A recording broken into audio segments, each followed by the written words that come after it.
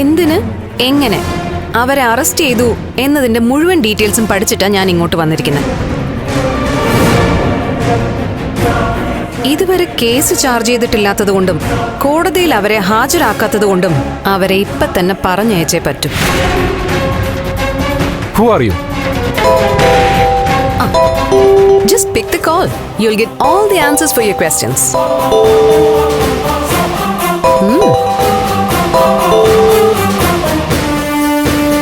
Hello.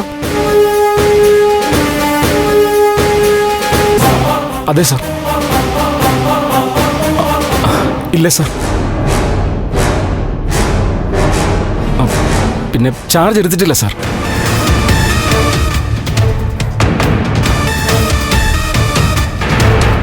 Okay okay sir.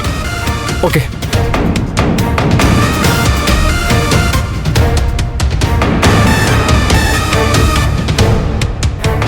എന്താ sir, Girish മാഷിനെ കോടതിയിൽ ഹാജരാക്കാൻ പോവാണോ? കേസ് രജിസ്റ്റർ ചെയ്യണ്ടെന്നാ മോളിൽ നിന്നുള്ള ഓർഡർ.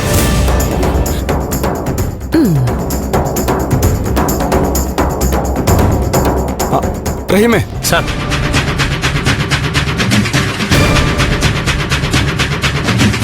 ദേവിക ടെൻഷൻ ആവണ്ട. ഞാനുള്ളപ്പം നന്ദനോ നന്ദന്റെ ബന്ധുക്കൾക്കോ ഒരു കുഴപ്പം വരാൻ ഞാൻ സമ്മതിക്കില്ല. ഇനിയിപ്പോ ദേവികയ്ക്ക് ഒരു ആവശ്യം വന്നാലും ഞാൻ ഉണ്ടാവൂട്ടോ. നീ എന്നെ തോൽപ്പിച്ചു കളഞ്ഞല്ലേ?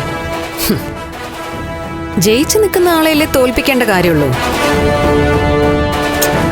ഓൾറെഡി തോറ്റു നിൽക്കുന്നവരെ പിന്നെ പ്രത്യേകിച്ച് ഞാൻ തോൽപ്പിക്കണോ?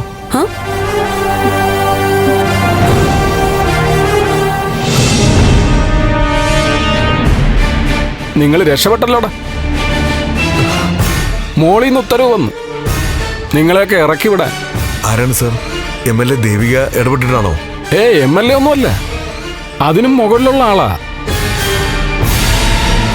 MLAയുടെ ഭർത്താവിന്റെ ഫ്രണ്ട് ഇസബെല്ല. ഇറക്കി വിടറോ? Sir.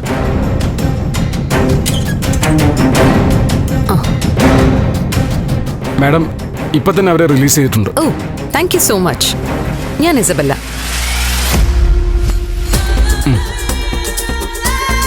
See you again.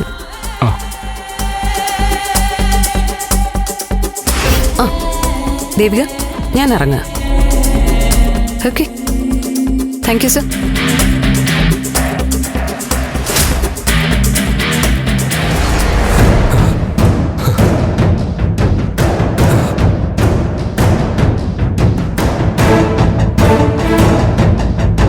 Madam,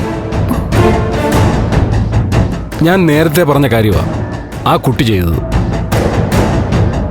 ഉന്നത പോലീസ് ഉദ്യോഗസ്ഥർ പറഞ്ഞാൽ അനുസരിക്കാനേ എന്നെപ്പോലുള്ള പോലീസുകാർക്ക് പറ്റൂ. MLA എന്ന പദവി ഉണ്ടായിട്ട് പോലും ഒന്നും ചെയ്യാൻ പറ്റാത്ത അവസ്ഥ കഷ്ടമാണ് മാഡം.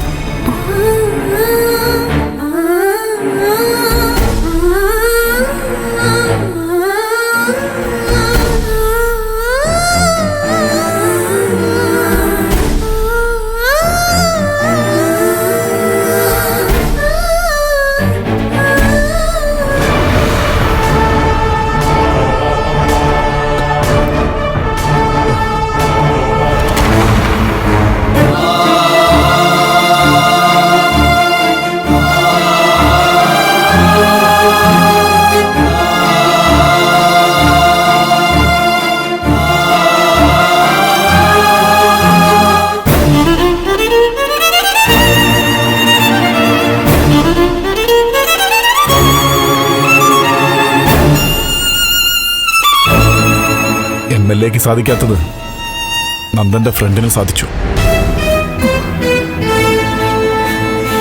ഇസബെല്ല അല്ലേ?